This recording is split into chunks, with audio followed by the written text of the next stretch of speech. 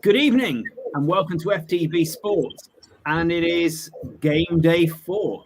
We had the fourth weekend, so rudely interrupted by those internationals and the international break of 3 games. We were just getting started. You know, Spurs were top of the league. Arsenal were bottom of the league. Everyone was getting so excited at the end of 3 games going into game 4. So how did it go? You know, we had the first game out of the trap, which was Palace against Spurs, the raucous Selhurst Park, against the Premier League leaders. You know, we had lots of tricks in the tail, particularly around COVID. The Brazilian players who did go, but then couldn't come back and play. The players who didn't go, who were threatened to not play, but did in the end.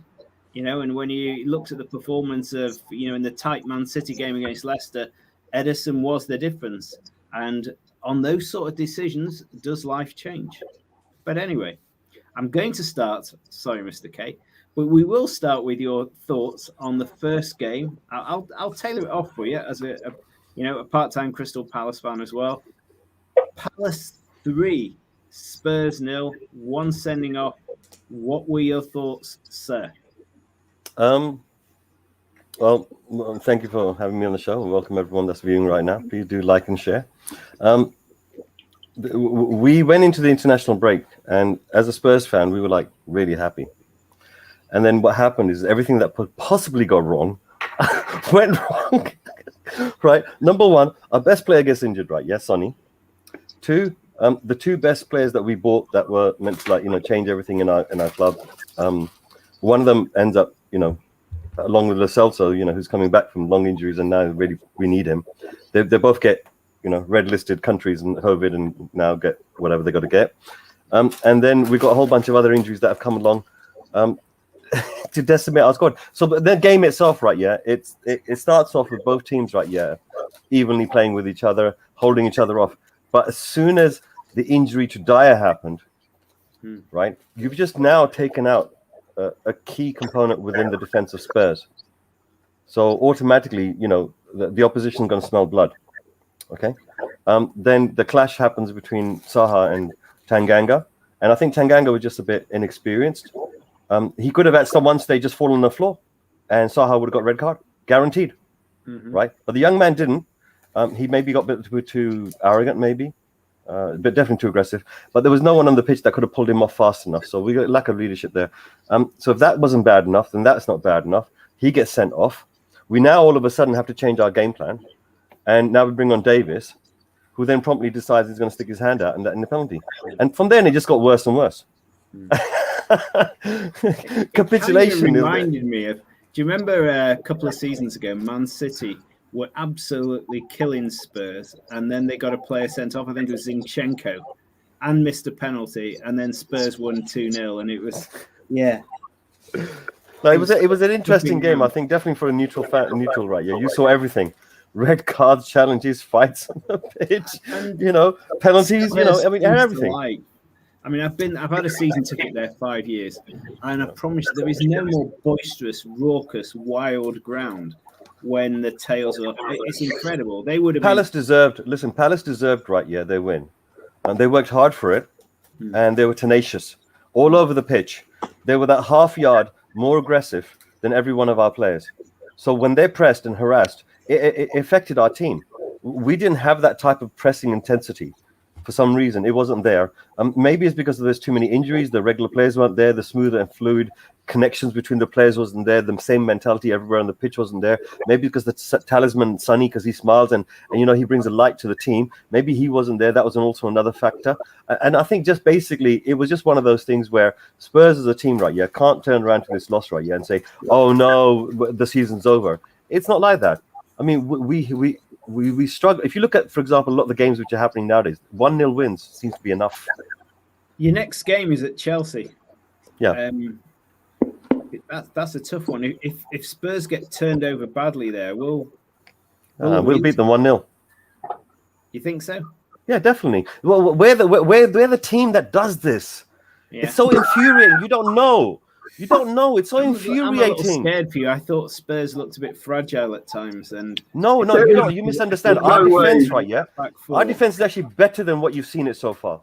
Okay. No way you're beating Chelsea. No way in hell you're going to beat Chelsea. I tell you, let's move it on. Ollie, did you watch the game? What did you think? What's your analysis? I thoroughly enjoyed the game. We were obviously, I was at the Arsenal game, so we were in the stands. We were singing Vieira. It was lovely to be singing that again. Did you see Vieira's thumbprint on the intensity of the Palace team a bit? I think we had to sing something because there wasn't much to sing about in our game. But I did. You know what? I agree with you, Mr. Gate. I think Palace played really well. Nothing much happened in the first half. It wasn't really going in the first half, and then Palace had a good shot at the end. But I mean, from a Spurs point of view, what I would be worried about is it took to the second half to have their first shot on target. Yeah, 2 shots on target. The Spurs stats, they were bad. And I think the XG was like 0. It was bad. Like, but, I'm an Arsenal fan, so I can't really say a lot. But the thing is, Zaha he was on fire, man. That boy was on fire, and you knew he was going to get something. I'm glad, I know this is not being cynical, but I was glad they didn't kick it out for the injury and they played on. I don't like the whole kicking out thing when you see a circumstance like that. I think they had the right to, and I think that's what led on to the bit of the beef between Zaha and Tanganga. But yeah, Zaha was giving him a bad time, and Tanganga, I think he could have seen red from the first one. In all honesty, no, in retrospect, with retrospect, Tanganga literally was all over Zaha. And even though Zaha normally would wriggle out of a lot of them, I think that's what happened. They got in each other's face. He got underneath Zaha's skin, which was job done. His inexperience is that he should have walked away after he'd done that. As soon as he knew I got underneath Zaha's skin, that's it, go. Take the yellow card, move on. But instead, he got in his face. Any other thoughts on the game? I just think, when the Palace had 18 shots on target and Spurs only had 2, in a place like Palace, look, I've watched Arsenal get beat at Palace many times, but I think, Spurs need, well, if they play like that against Chelsea, there's only one way. Okay, Mr. P, what did you think of the game? Did you have a good time? I always do. But I think Harry Kane was a bit frustrating to watch, 1. And 2, I have to question why Nuno had Skip, Højbjerg, and Winks in the midfield, and then Dele Alli on the wing. I was quite confused, right? And I thought I was the only person that saw it. But when I talked to other Spurs fans, they said the exact same thing, right? So, but if I had to go to the incident with Tanganga and Zaha, I think Tanganga could have handled it a bit differently, right? Tanganga could have just played his normal football.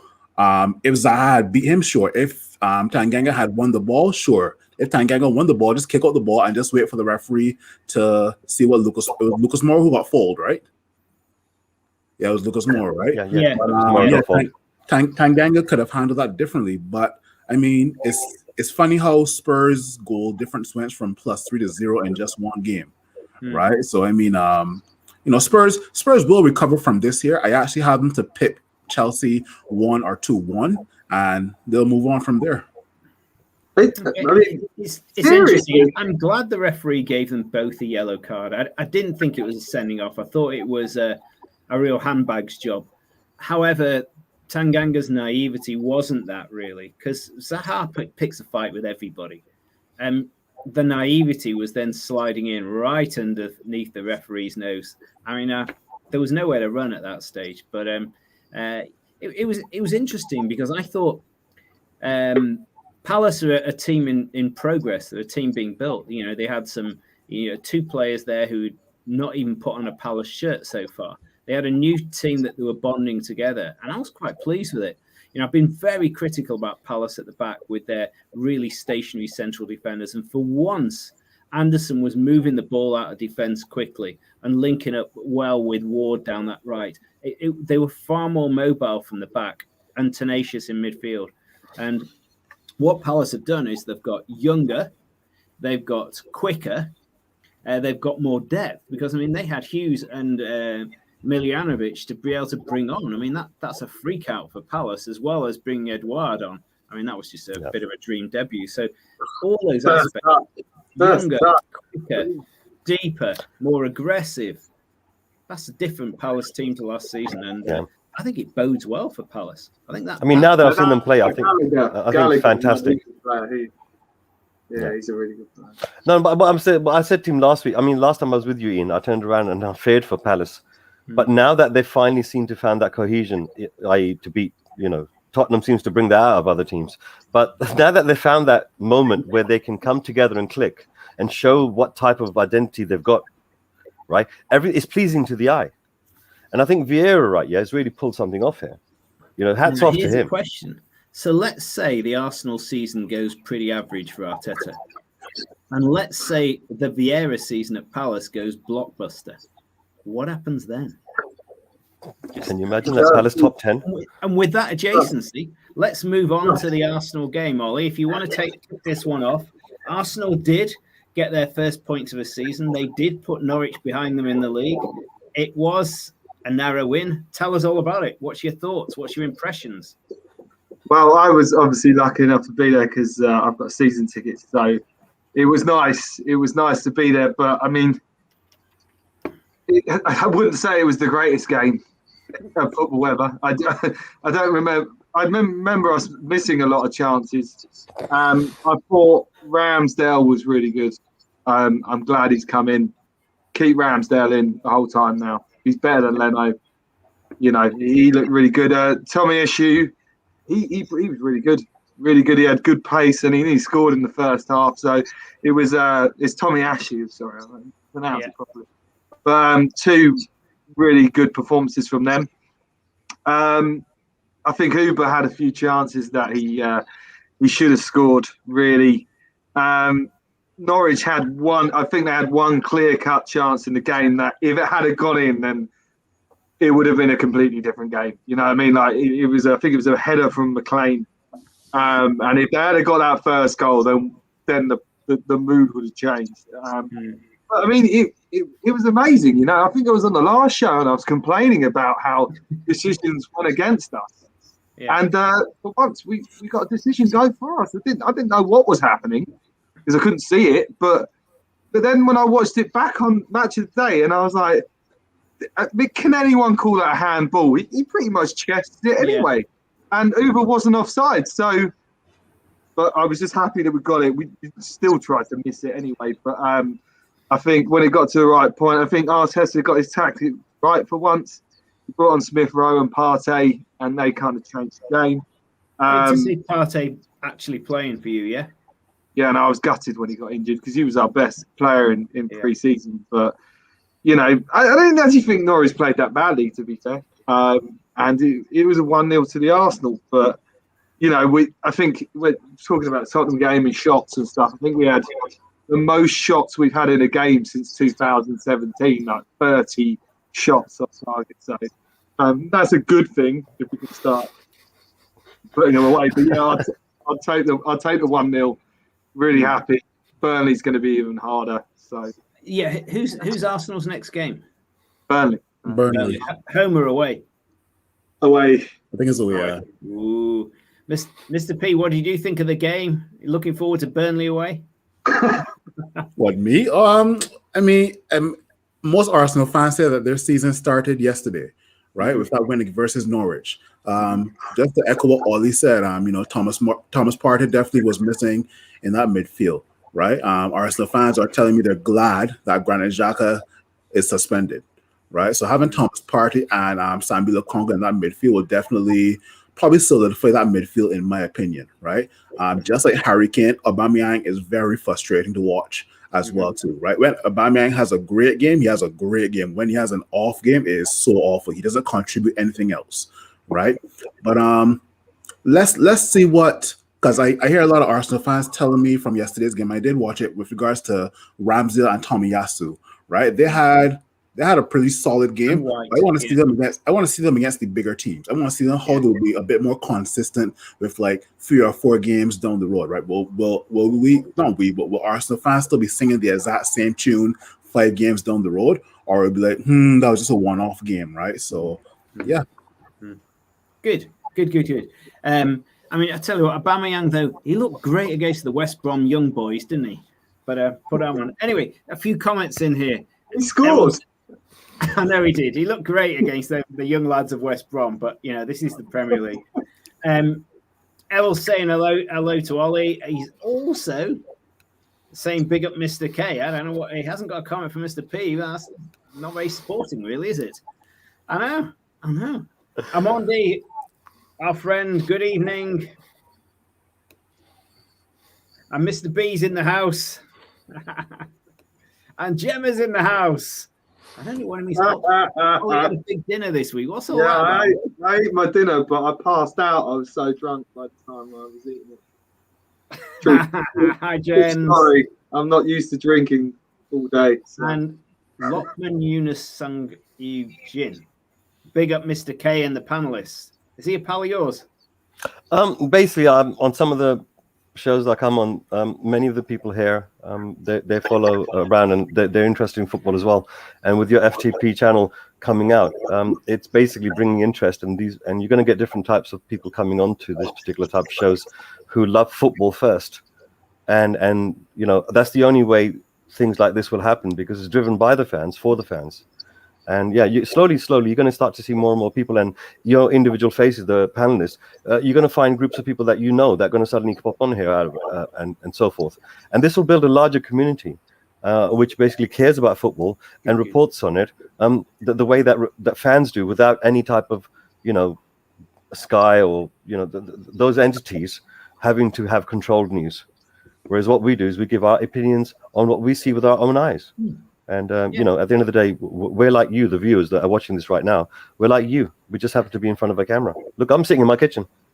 You know? You're probably sitting in your kitchen watching this right now. I've watched lots of football this weekend, and sure, I'm a Man City fan, but I like football. You know, so, I mean, the next game up at Brentford 0, Brighton 1, and we'll talk about that in a mo with a very, very late goal. But Graham Potter, I can't help but love his style at Brighton. And Trossard, I mean, he's a great player. So, you know, he's to come see alive. that happen in the 96th minute, that's drama, that's football. But that was such a goal. Yeah, such a goal. 2 teams. Just one thing, and let you know, Ian and the panelists. Lukman over here, he's actually from Malaysia.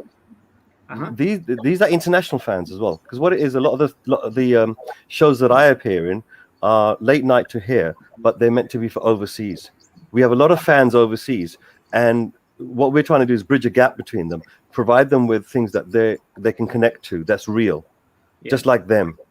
And channels like this, FTP, is absolutely a perfect thing to come now, because this is really kind of like an organic growth of what's happened as post-COVID. And also, you know, us, the fans, finally getting fed up with things like ESL and stuff like that, you know, and how it affects the media. Good friends in KL, so hi, Lockman.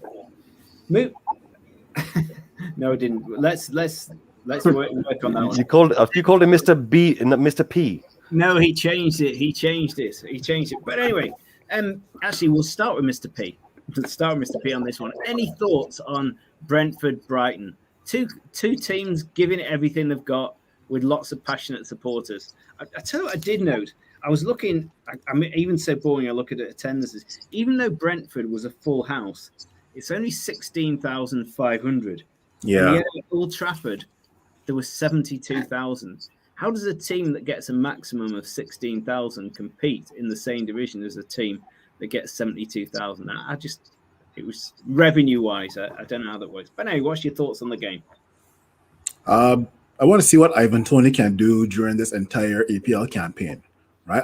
Ivan Toney will definitely be a threat for most of the big teams come in. And I say big teams because most of the defenders have never heard of Ivan Toney, right? But I want to see what he can do throughout this entire campaign. I'm sure he was unlucky not to get on the score sheet yesterday, but you know, the season is still young, and kudos to Brighton for fighting till the last minute. What do you know about him? He's a big guy, 2-footed? What nationality is he? Ivan Toney? Yeah. Is he? That's a good question. Yeah. Very good question. Is he English though? I don't know. I like Ollie Watkins. I mean, he came from Brentford. I think he should be in the England squad. I questioned Bamford being in the England squad when Ollie Watkins wasn't. There's this thing called Google. Yeah. It tells you these things. But let's just type it in. Yeah, go on then. We're all up. Any other bets? English? He's English. Yeah. I'm going English. Ivan Toney.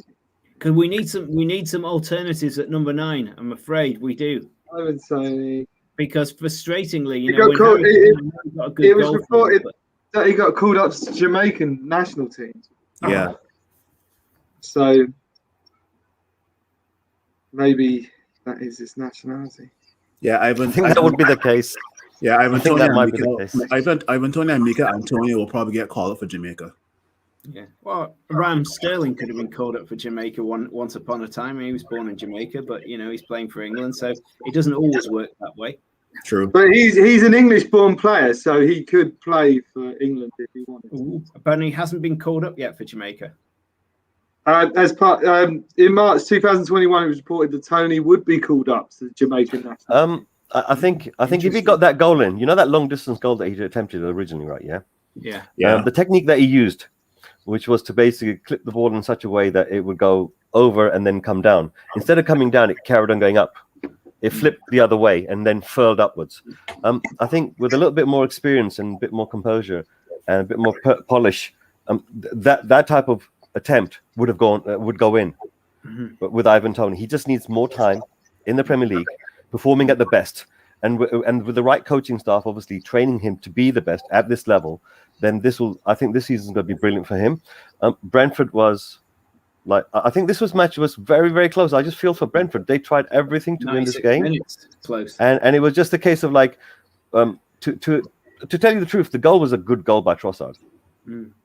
He ran past the defense well, used the defensive shield so that the goalkeeper wouldn't know that the attempt was already done until the ball was going past him. Mm-hmm. And it was a good battle between two sides. And Brentford almost had it a few times. All my days, they almost had it a few. They could have put it to bed ages. Because Trossard plays internationally. He's Belgian, yeah. Is he Belgian, Trossard? Trossard with the name. Yeah, with a name like that. that as well. It's either French or Belgian. He is constantly called. I think it's French. Yeah. I think he scored internationally in this international break. I think he did. But that's another interesting. The reason I'm kind of interested in Toney is, as an England fan, the two areas that we have the least cover is centre back and centre forward. So having the likes of, I'm keen that Ollie Watkins does well, and if Toney is a potential England player, we need alternatives up front. That's why I was nervous about Ronaldo pushing Greenwood out, because I think he's a great player at United. But they play together actually. Anyway, we'll move on. Because we had Leicester Man City also at the 3:00 kickoff. Let's move on to this one. Boy, I was scared.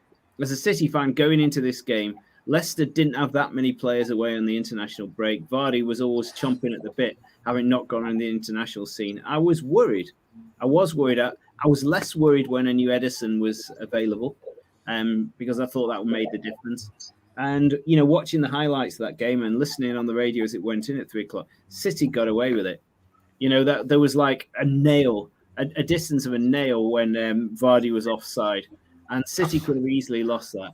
But I'll hand it over to one of your other guys. But what's interesting is you had two Portuguese headlines in Manchester. You had Ronaldo headlining in United, and you had Bernardo Silva making the difference at City. I wonder how often that happens.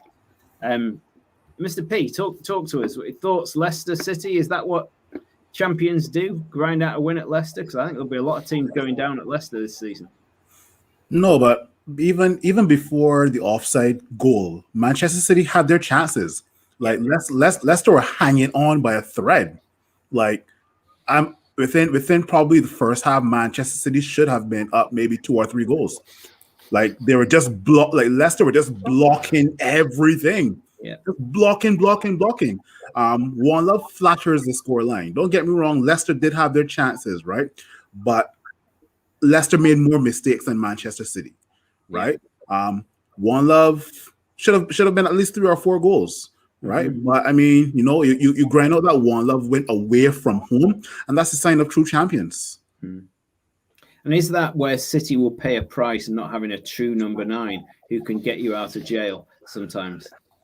Very, very, very, very true. I agree. And January transfer windows is still approaching. So, well, we'll see. Ollie, thoughts? It's funny with City because every team plays the same against them. Everyone will sit back and push you down the sides. And it was funny while I was watching the highlights, I was thinking, watching all the other highlights, like, I'll be honest, before I started doing these kind of shows, I never used to watch anyone else on Match of the Day. I might have it in the background, but I didn't really care. And if Arsenal lost, I wouldn't watch it. I'm glad you're a broad-minded dude now. Yeah, no, I'm proper broad-minded, mate. I'm telling you, I'm seeing things. I'm like, this is amazing, right? But there's a certain style of play that's been adapted from how Man City play, right? And this is the epiphany that I had.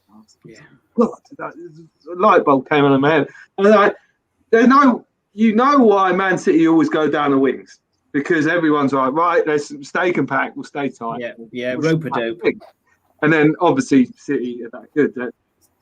You'll use that. Yeah, doing that to City. Yeah, but the thing is, how many City goals you see coming down the wings, cross inside, in the back of the net, and that's how Arteta's trying to play, but we're just not very good at it, and we don't. It's often the cut inside rather than the cross inside. Sterling cutting inside, Mahrez cutting inside, moving it onto a right foot, moving it onto a left foot. Yeah, that is often the way. Clever 1-2s. And that's it. But I thought, Silva looked like he was on his way out. 3 weeks ago?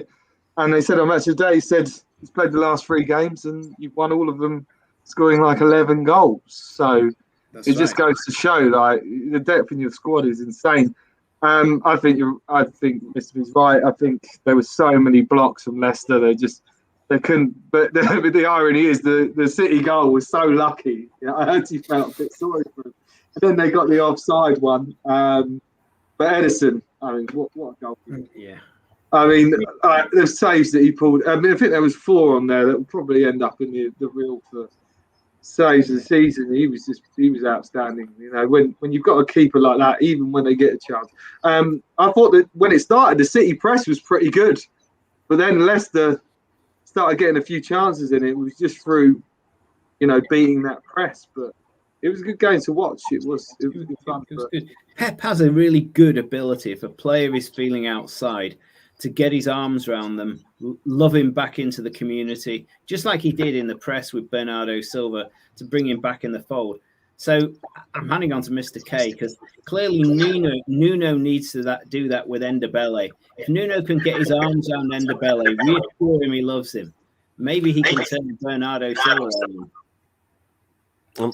There's definitely seems to be an issue with that particular player, because if there was ever a time when we needed to bring a player like that onto the pitch, it was definitely that time.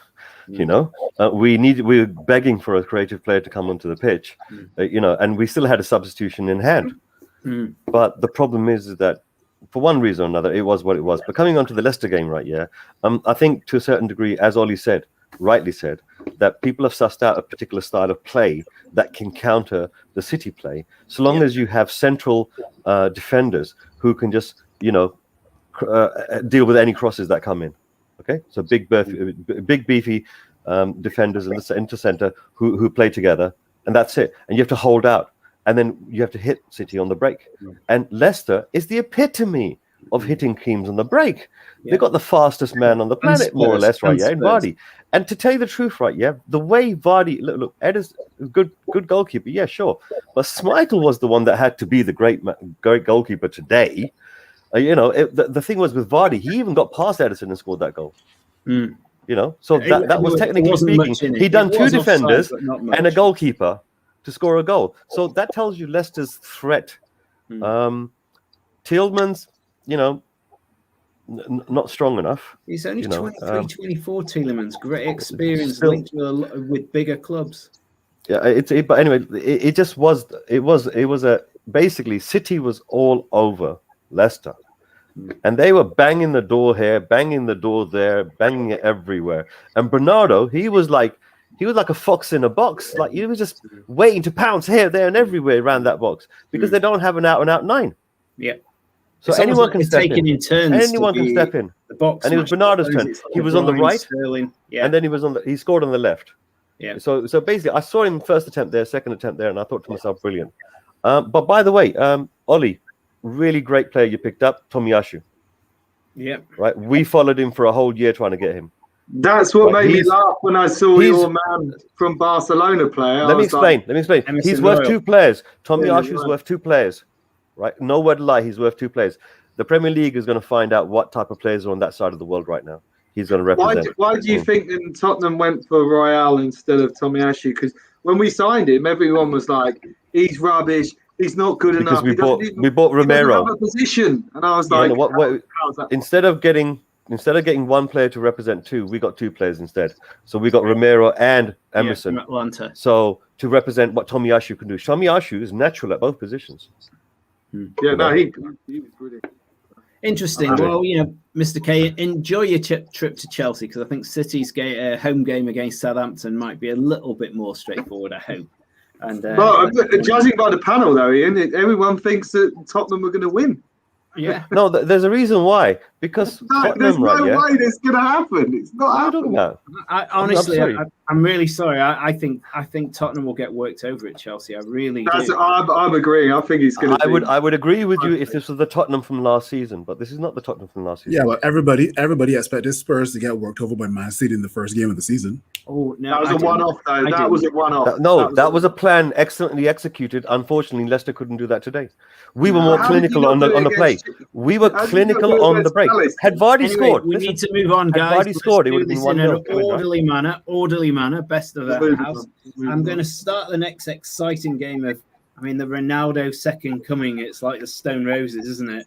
I got the record's just in the background there, just sitting there. So love the Stone Roses, hate United. Take us away. United 4, Newcastle 1.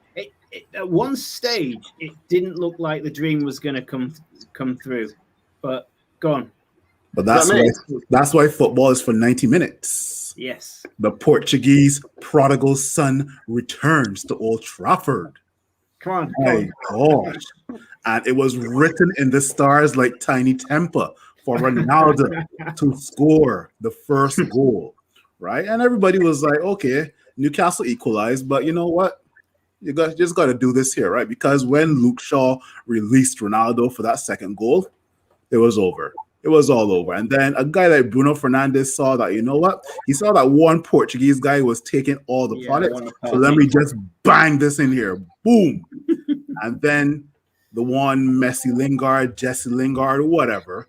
I honestly did not expect that goal because Newcastle were parking the bus from the 20th minute. I don't know why. Like Newcastle, goal they scored though.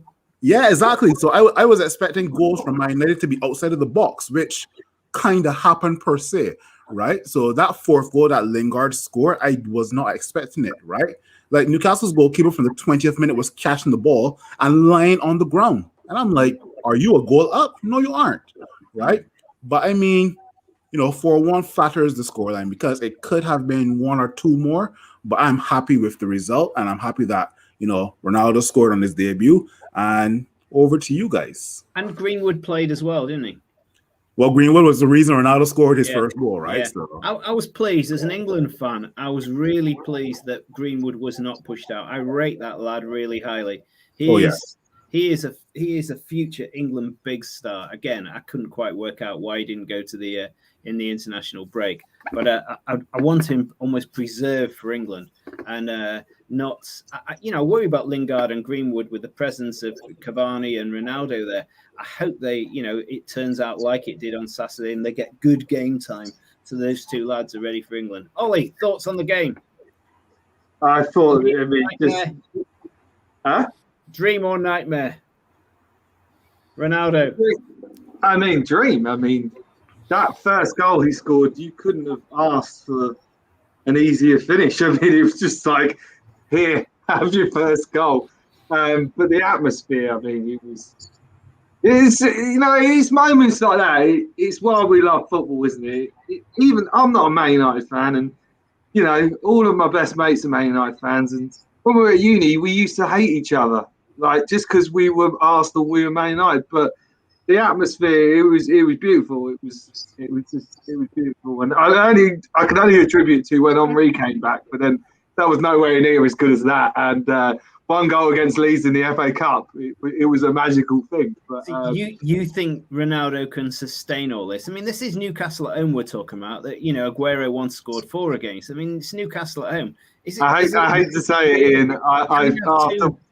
Couple of blockbuster seasons still.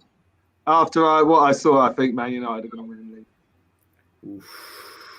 It was just like they're too good. They're like going forward, they're going to outscore everyone. I'm gonna say one thing, right? If Man United win the league, it's more down to 2 players in my opinion, Ronaldo, but more for Rafael Varane. Right, because Rafael Varane is more solid than Lindelof, and he is going to form a partnership between Maguire, and that's going to be a very solid partnership. So it's going to be more down to maybe Rafael Varane, right? No, I'm not taking any credit away from Ronaldo, and I can't do that. But at the end of the day, Ronaldo will get all the plaudits. But at the end of the day, Rafael Varane, in my opinion, will take us over the line if we had to win the league. That's just my opinion. Yeah, I mean, I would say it was totally slam dunk. If United had bought Declan Rice or Kiate, it would have been a slam dunk, an absolute slam dunk. I don't think they need them. I don't think they need it. I think they only have that one bit of weakness, and that's that defensive midfield. Correct. I disagree. I think that there's just something about them that it reminds me of the old Arsenal. Was like, you can score this many goals, we'll outscore you. That's how it's going to be. It's going to be pure carnage. He's going to be great to watch. I thought Sancho was amazing.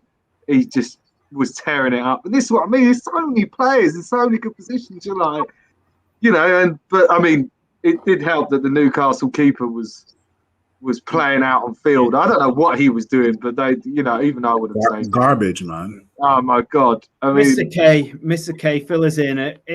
Is it going to be plain sailing for United? They're going to win the league. Too many options. Too much power. Oh, he's on mute. They're on mute, Mr. K. Sorry, they dominated this game. It was just But it was Newcastle at home. No, but at the end of the day, it doesn't matter what's in front of you. You still have to perform. Correct. Right? This is the Premier League. Any game, at any time, any team can beat any team. You're right. Just listen. I mean, if you go down to 10 men against any team in the Premier League, and you will have a problem. I mean, look, the classic example, right? Yeah, the classic example is you have a team like, for example, Arsenal, banging in 30 shots. No, 30 shots. What I'm saying is, listen. 30 shots. You got a team like Man City just banging in 25 shots. Yeah. Now they got 8 shots on target. You guys got 7. But the point is, you're doing that many number of shots, and yet you score 1 goal. Yeah. Right? So if that's the case, no. What I'm saying is, if that's the case, then that means that any time, any team could get turned over by 1 goal. Yeah. I'm just making the point. Man United, on the other hand, they're not relying on 1 goal. They want to bang in 3, 4, 5 goals. Now there's another team. There's another team. United got a draw at Southampton. Yeah. Southampton battled hard. It can be done again. They didn't have personally, I think Chelsea. Personally, I think Chelsea's got a better midfield than Man United. So, yep. I think Chelsea have a better defensive midfielder than us. Yes, they do. We have Pogba and we have Bruno. End of story. Yeah. I'm stunned that Chelsea didn't go the distance of buy Koundé, because he's a fantastic central defender. Yes. Again, if you're looking for the checkmate, that would have been checkmate. Just like if United had bought a central defender, that would have been game over. Koundé went to Liverpool, right? Huh? Koundé went to Liverpool. No, he stayed at Sevilla. No, the Sevilla guy. Sevilla. Oh, so they're different. Sorry, it's a different player. Yeah, Konate went to Liverpool. That's it. I mean, Liverpool, the dark horse in all this, right? I mean, he's pretty good. Jorginho. Yeah. But he is pretty good. even before the game, he's a right? bit better than he is, but he is pretty good. Didn't he get player of the season? He was European player of the season, wasn't he? We need to move on. I don't know how much you want to talk about. Southampton 0, West Ham 0. 2 games. No, just go on, move on. This. No, but 2 games back. I thought West Ham were going to absolutely rock and roll. What's the lad up front who got sent off? Mikel Antonio. Mikel Antonio. He was unplayable against Leicester. I mean, it was the real deal. I don't get it. I don't. Obviously Palace had a humdinger with him, and now they get a draw at Southampton with Antonio getting sent off for 2 bookables. Anybody want to make any comments at all on that one? I mean, Moyes wasn't too upset about it. It was probably the worst game of the weekend, really, wasn't it? It was the worst one. Like nothing happened really. Yeah. No, it didn't. And then you got to 62 minutes, I think, on match of the show. It's just like, when they skip that far into a game, you're like, yeah. It's not a good game. Move on to an interesting one. Yeah. It looks as though it's going to be a long, hard season for Watford. Watford 0 with Sissoko playing for them. Apparently played all right then, Mr. K. Wolves 2. Wolves out of the blocks and running. I'm pleased because I thought Wolves were going to struggle. That was a good win for Wolves. Gets their season underway. Anyone want to comment on that one? It's amazing what one goal will do, isn't it? Like, they couldn't hit a barn door for the whole game, and then they scored the luckiest goal you've ever seen. It was an own goal, the first one, wasn't it? I know, it was so lucky. And then the next one, they just banged it. It's like, that's easy now. I know how to score. I know where the goal is. I can score now. But yeah, Watford are going down. Little comment there from Gemma. What we haven't discussed really. There's going to be some humdingers of top games. Liverpool United will be more mental than ever. I mean, Liverpool Chelsea was pretty much a humdinger. United against City on the 6th of November will be a monster game. That top 4, top 5. They will be like Tyson Holyfield, or they will be like Wilder and Fury.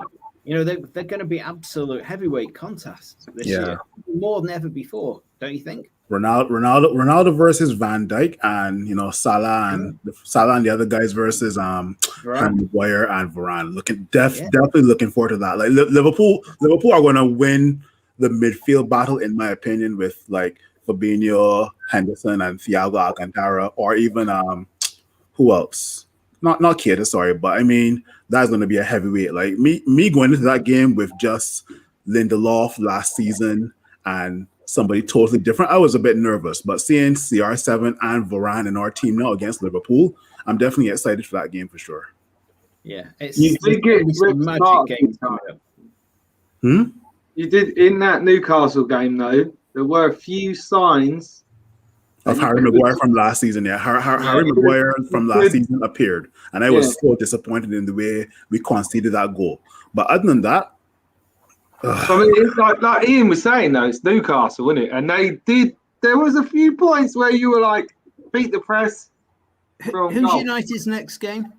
Against West Ham. Mikel Antonio left West Ham. Right, he's at West Ham. Suspended, that'll be a tougher test though for United than Newcastle at home for Ronaldo to see whether he's got it at West Ham, and that's on a Saturday, is it? Yeah, I think so. Not an evening under the lights or anything. I'll have to recheck that, but definitely, like you just said, it'll be a real test for Ronaldo. Let's finish off Saturday I started to watch this game. I watched the first half when Chelsea Villa, and I thought Villa were really good. Really good. They gave Chelsea an even match. And then I turned around and it's 3-0. And I thought, where the bloody hell did that come from? It's two mistakes. Sorry. Kick us off on that one. Go on. Kick us off. Chelsea 3, Villa 0. I think you're I am muted anyway, but this was a ding-dong of a battle. I think Mr. P is absolutely right. Aston Villa did take the game to Chelsea, and Chelsea took the game to Aston Villa. And basically, it was just going backwards and forwards and just needed one goal.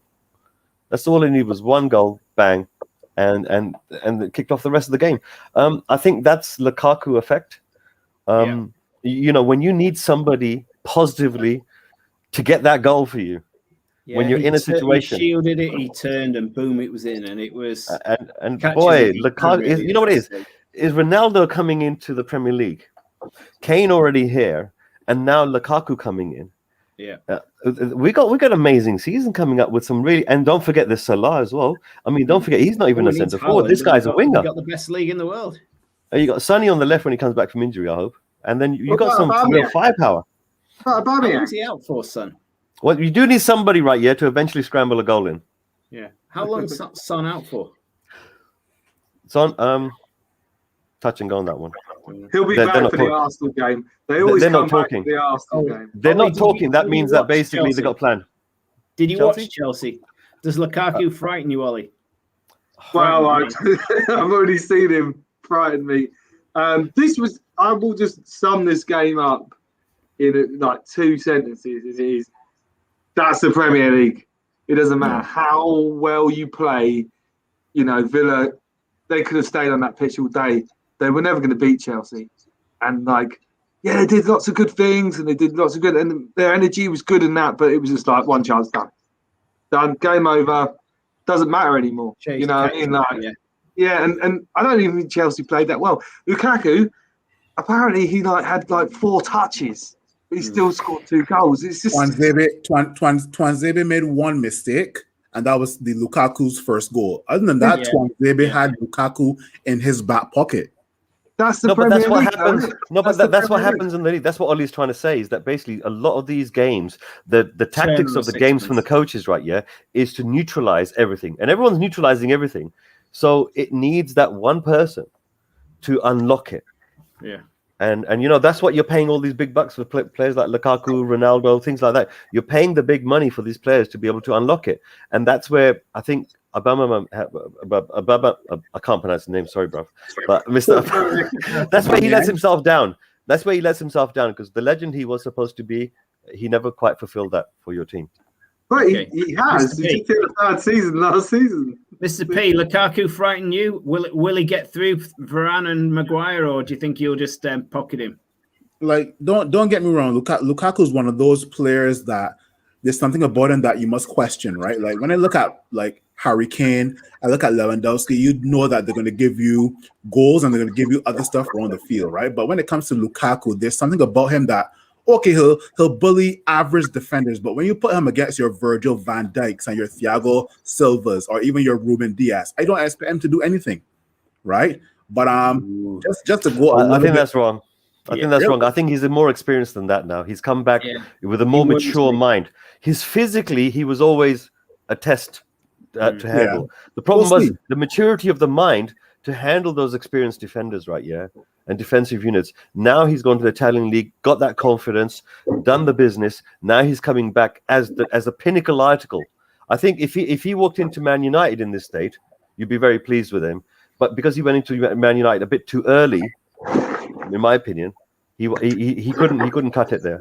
I'm just going to read Gemma's comments. I'm going to come back to the other Liverpool ones. Matip dealt with Lukaku like a new starter. Thank you. And to be fair, is there. Let's see. I mean, this is the exciting bit. You know, Chelsea against United, Chelsea against Liverpool, Chelsea against City. Chelsea. You've got to get a few players back, Mr. K, for Spurs before you face Lukaku, I think. But hey, if you get a full team and they're bedded in, maybe. But I don't know. Our defense is all right. It's just basically it fell apart this time. I want to move on to today's game because there's a lot to talk about there. Joy and sadness. Liverpool. I've never seen a more one-sided 3-0 in my life. I thought Leeds were bloody awful. Terrible.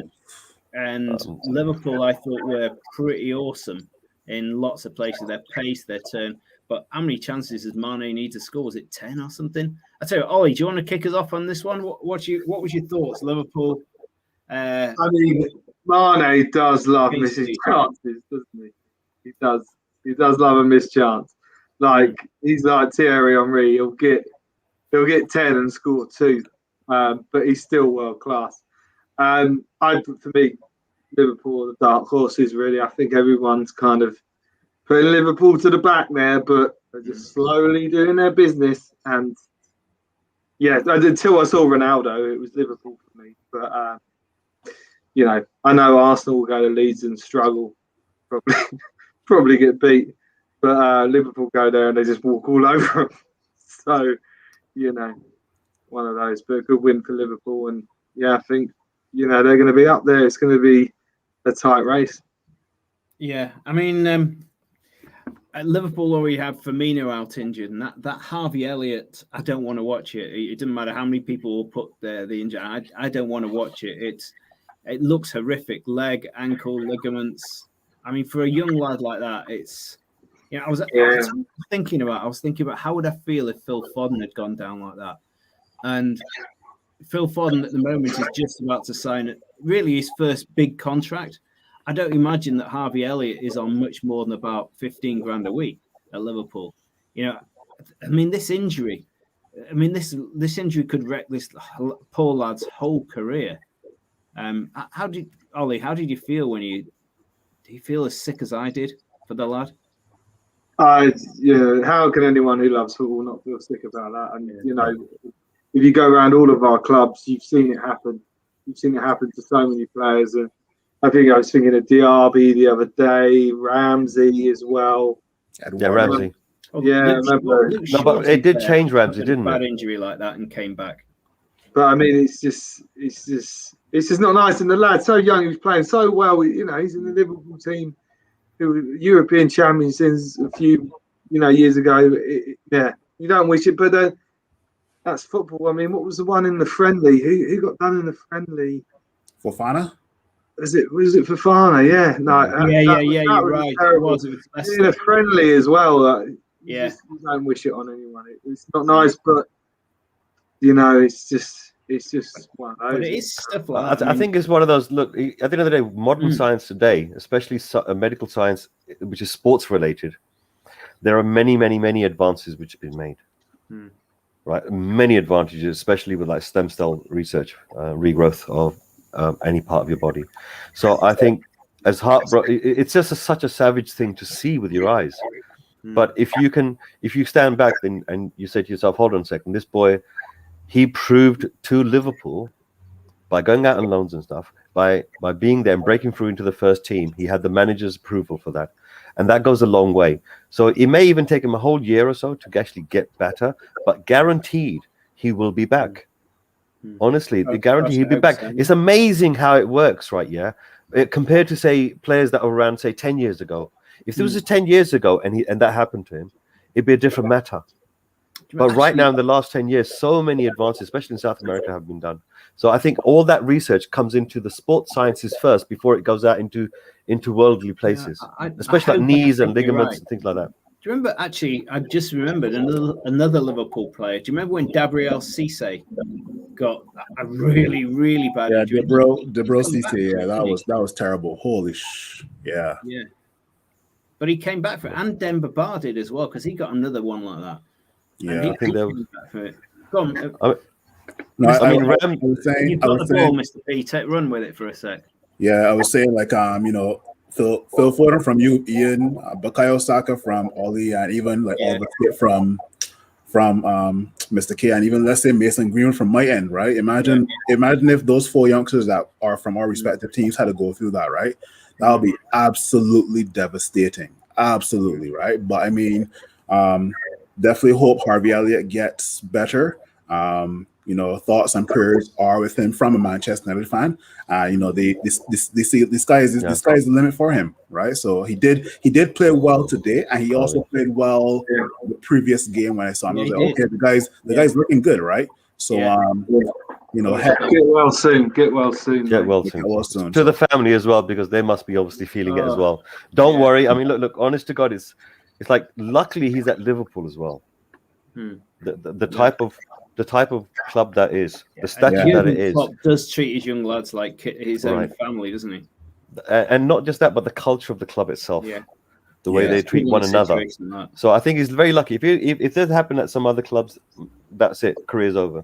Yeah. The opportunity's gone. It's not coming back. Let's just read because it's an emotive subject and there's some comments coming in. And firstly, the first comment comes at from Talkman You. And yeah, there is, and I think Gemma would be the first to admit there was that midfield risk.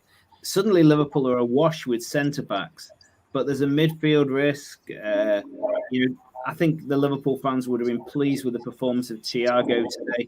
I'm not a Thiago fan. I think he's lazy and a show pony, but he did play quite well today. He's a bit, look at me, look at me. I think he did and Liverpool will need that. Without Javier, they will need show pony to show that he can perform in the Premier League. You watch him have a great season now. You said that. Yeah. Gemma coming back on this comment, the guys at Talk MU, if you lose, for example, Pogba or Harry or Greenwood, Bruno, all teams have a few injuries battling through. Yes, I think, Gemma, you're right. I mean, it affects every team, whether you're Leicester losing Fofana, if you lose key players, but getting enough depth and cover to win the league is a critical move. And I'll tell you what, United have some depth. But I think we have a stronger depth than Liverpool. That's just my opinion. Yep. I think Liverpool, as long as they have fitness at centre backs, they've probably got the two best fullbacks in the league. A great goalkeeper. City, to me, though, City have got the best depth. Yeah, they do. Yeah, but City have a vulnerability up. It's almost like you can look at the Achilles heels in the Premier League. United's Achilles heel is defensive midfield. City is centre forward to break down a team with 11 players behind the ball. Liverpool is a bit shallow in midfield, but with a great attack and a great defence. It's when I look at Chelsea, though, I can't see that weakness. I just can't see it. I can't see it. In terms of Spurs, it's a team in build. We'll come to it, but of all the top four, I can't see Arsenal? Chelsea.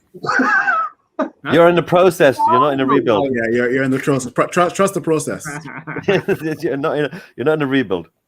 We've got strength in depth, man. We've got strength in numbers.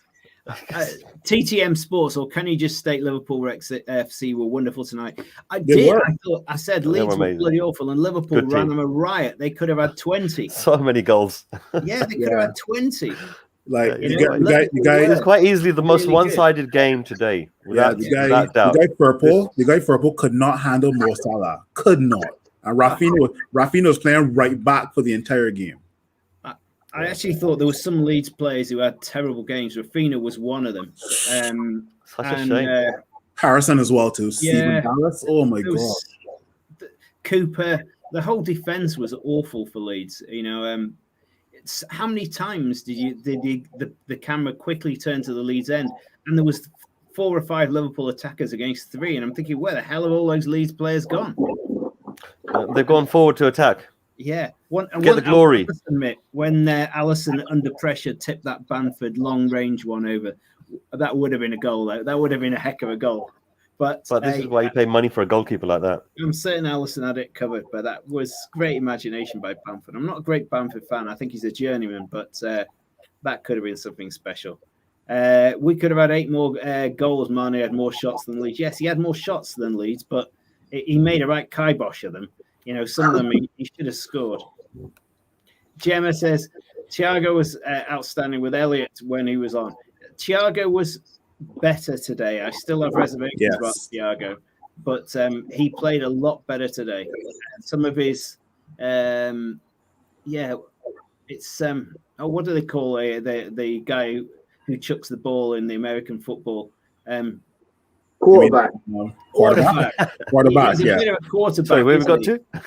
He's a bit of he stands around a little bit, and I have to say, when I was watching him towards the end of that game, he was puffing and blowing. He was well knackered with Thiago there. I thought they might have subbed him out. But what else we got? TTM Sports, broken leg, broken ankle, ligaments, devastating. However, young enough to come back. Was it a red card though? Was it? I don't think anyone saw it as a red card, but I think the referee got taken away with the absolute tragedy. It wasn't a red card. So Leeds can appeal. Leeds can appeal it though. Can Leeds appeal it? Yeah, probably. Yeah. Weird. You and I have thought exactly the same thing at the same time. I think Leeds appeal it. It wouldn't be very gentlemanly under the circumstance to appeal it, but they probably will. Yeah, TTM Sport said that Luke Shaw came back. It was a good charge that Luke Shaw did through the sort of like inside middle lane of the field. He cut in nicely and ran all the way, and I was surprised nobody stopped him. He just went whoop. I thought, wow, he's got more braver with the ball now. Gemma, heartbroken with Harvey, who's just gone away on loan, forced his way into the first team. Not an easy thing to do. Absolutely gutted. I was gutted for the lad, and as I say, it's like, how would I feel if it was Phil Foden? And I hope he comes back, because I don't imagine he earns that much money in Liverpool. And, going from a 15, 20 grand a week lad like Phil Foden to 150 is the critical difference. And Harvey's not there with that one. Yeah, Cisse twice. I was half right. One for France and one for Liverpool away to Blackburn on TTM Sport. Yeah, and that was a horrific injury. And he did come back. As a Liverpool fan, I wish to say thank you for your kind Elliot words as gracious. Yeah, this is a football community.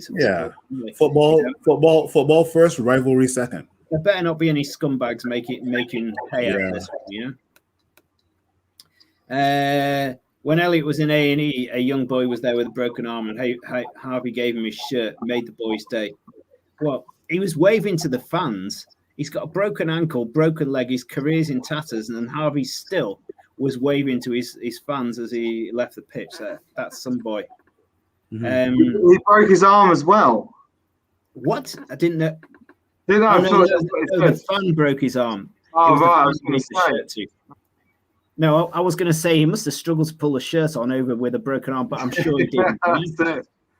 That's nice. What's this? I think I'm going to get some stick back here. TTM Sports saying a show pony is the awful attitude of Bernardo Silva. Didn't clap for the guard of honor. Left the guard before Liverpool FC had entered the pitch. Drank his coffee and looked the other way. Classless. I do remember that. Yes, I do remember that. Yes, moving on. But I do remember it when City begrudgingly formed that guard of honor. I do remember that. That was when there was no fans in the ground, and it was just as everyone returned. I do remember that. I wouldn't use the word expression show pony. I thought Bernardo was a bit of a puerile prat by doing that and disrespectful. That's different from being a show pony. But yeah. City have 2 first starting teams. Next is Chelsea. We know why. What does that mean? I don't really get that. They've got the most amount of money and they're spending it really well for the last few years. Right. Money. Yeah, well, there you go. Thanks, James. I appreciate that. Things can only 30 shots, 1 goal.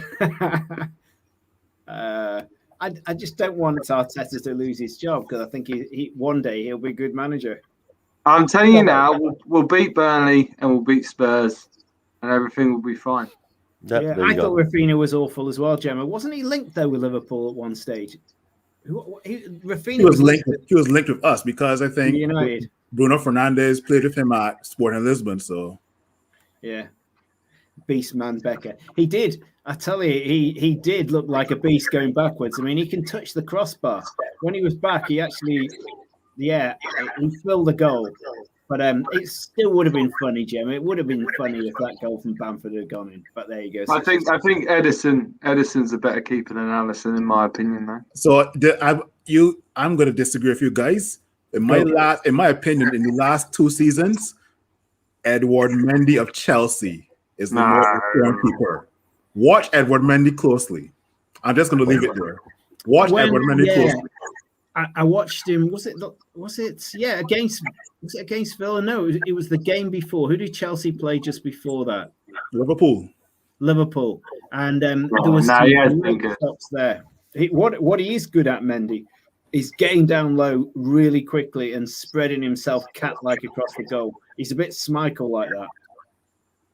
I told Gemma, I know what you mean by Thiago and Fabinho when they play together. It's just I can't tell the difference between the two of them at a difference. Maybe I need my glasses on, but I really struggle picking out Thiago and Fabinho.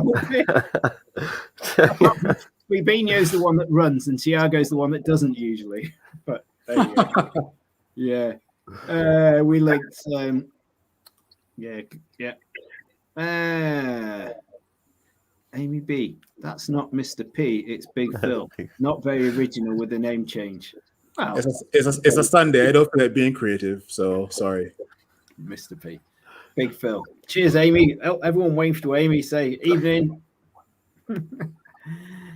Mendy is a bit too reckless and needs another season. Challenge back there, Big Phil, Mr. P.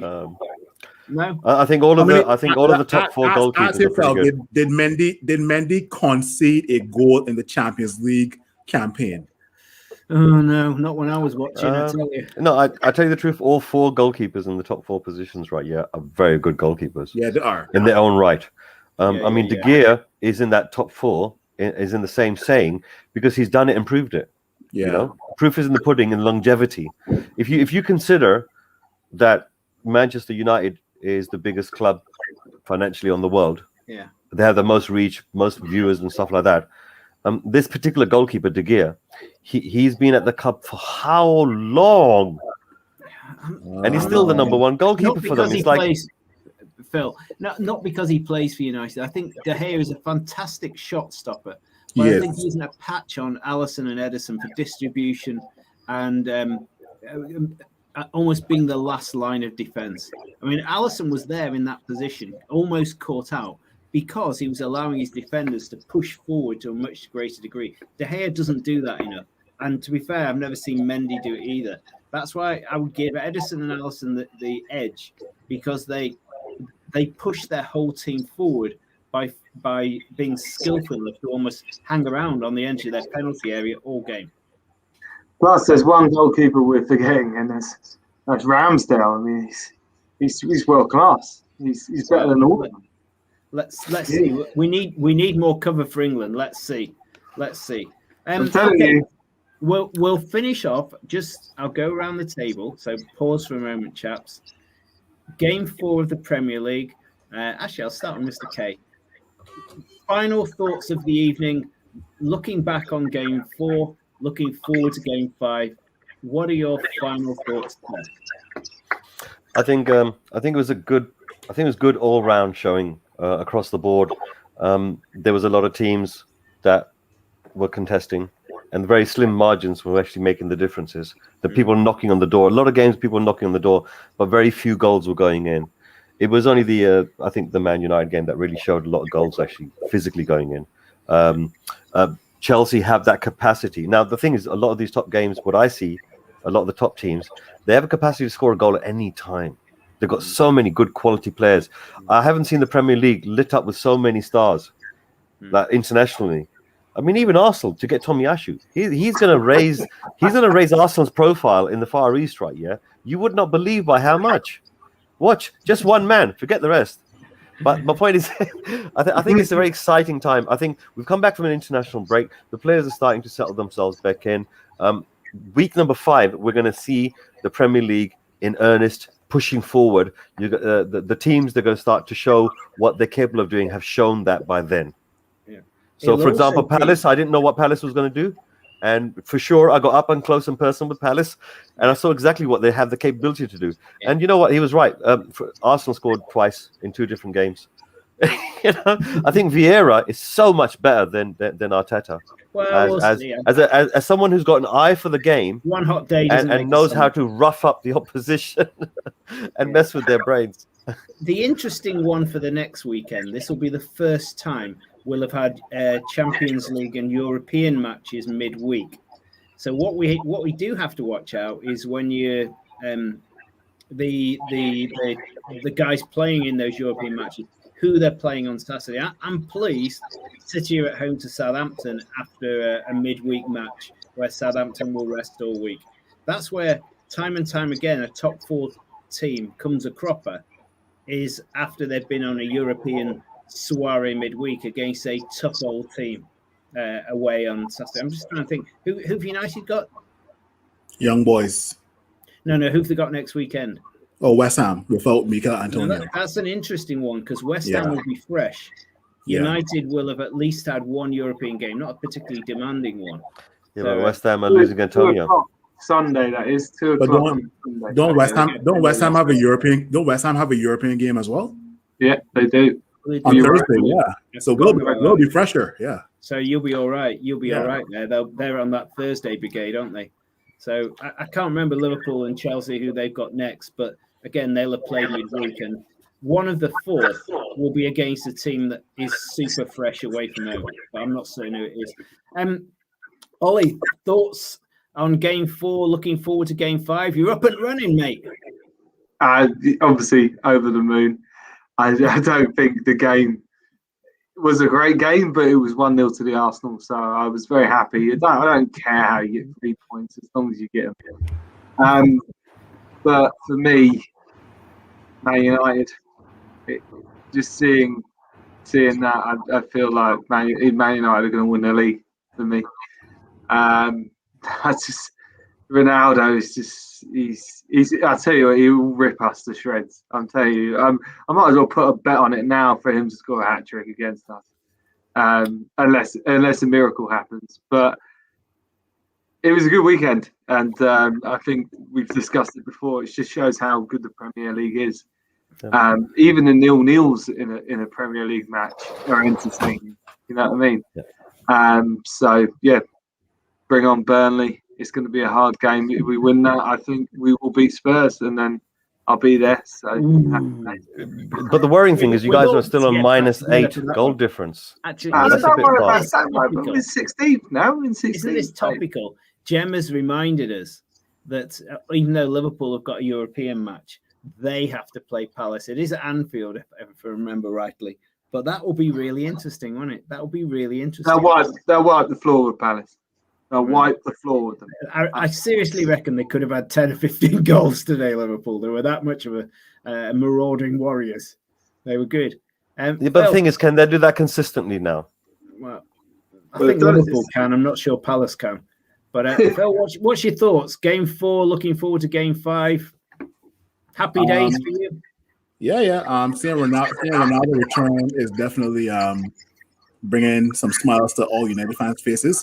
It's funny because the only game that had a goal before halftime yesterday was the United game. All other games, even the Palace game, was 0-0, right? I also found out that Patrick Vieira has never lost a game to Spurs. found that out as well yesterday, right? It was very. We'll fix that when they come to Spurs. Yeah, very, very, very sad that the weekend had to end on the note of Harvey Elliott suffering that injury. Definitely get well to him. But looking forward to the Champions League and looking forward to even Europa League as well. And then back to Game 5 where we're back in the Premier League. Cool. So I think it's nice to finish the show by saying we all four love football, and all we want to say is get well, Harvey. Yeah. And we'll leave it at that.